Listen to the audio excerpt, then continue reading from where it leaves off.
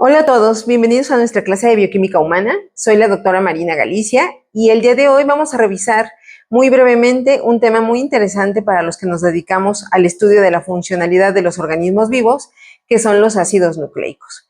Entonces, ¿qué son los ácidos nucleicos? Estas son biomoléculas encargadas de almacenar la información genética necesaria para el desarrollo y funcionamiento de los organismos vivos. Hay dos tipos de ácidos nucleicos principalmente: el ácido desoxirribonucleico o ADN y ácido ribonucleico o ARN. El primero es aquella molécula que se encarga de almacenar la información genética en la mayoría de los organismos vivos, mientras que el segundo, el ARN, participa en la síntesis de proteínas y, como ustedes ya lo saben, estas son biomoléculas también muy importantes para la funcionalidad de los seres humanos. En cuanto a la estructura química, ¿cómo están conformados estos ácidos nucleicos? Ellos están formados por tres unidades principales. Podemos mencionar las siguientes: una base nitrogenada, que pueden ser púricas o pirimídicas. En el caso de las púricas tenemos a la adenina y a la guanina, mientras que dentro de las pirimídicas tenemos a la citosina, a la timina y al uracilo. Están también conformados por una azúcar pentosa, que puede ser desoxirribosa en el caso del ADN o ribosa en el caso del ARN, y un grupo fosfato. Es importante mencionar que la estructura que se forma por la unión de una base nitrogenada más una pentosa a través de la formación de enlaces N-glucosídicos recibe el nombre de nucleósido.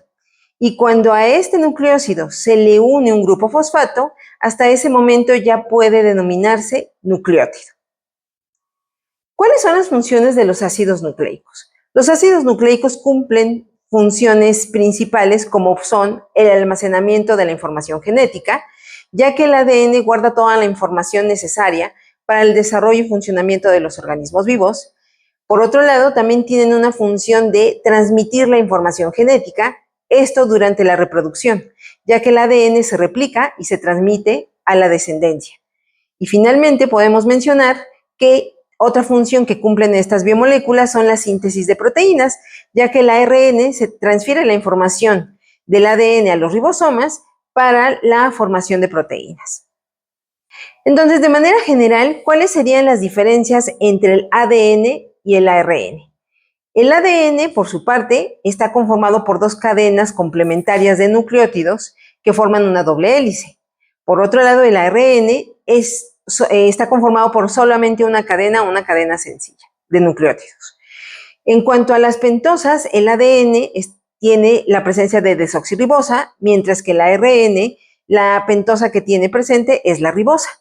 En cuanto a las bases nitrogenadas, en el ADN hay presencia de adenina, citosina, guanina y timina, mientras que en el ARN hay presencia de adenina, citosina, guanina y uracilo. Y finalmente, en cuanto a la función, el ADN almacena y transmite la información genética de un organismo vivo a otro, mientras que el ARN transporta la información genética contenida en el ADN fuera del núcleo y la traduce para la formación de proteínas.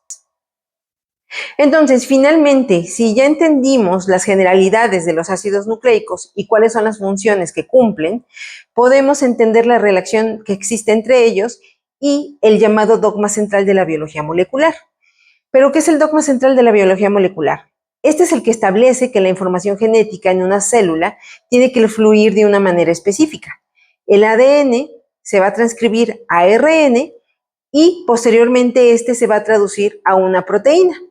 Entonces, en resumen, es el proceso de cómo la información genética se utiliza para producir proteínas, que son las moléculas que realizan la mayoría de las funciones celulares en los organismos vivos. Finalmente, esto es lo que tenemos que conocer de generalidades de los ácidos nucleicos. Esperamos que ahora entiendas mejor estas biomoléculas esenciales para la vida.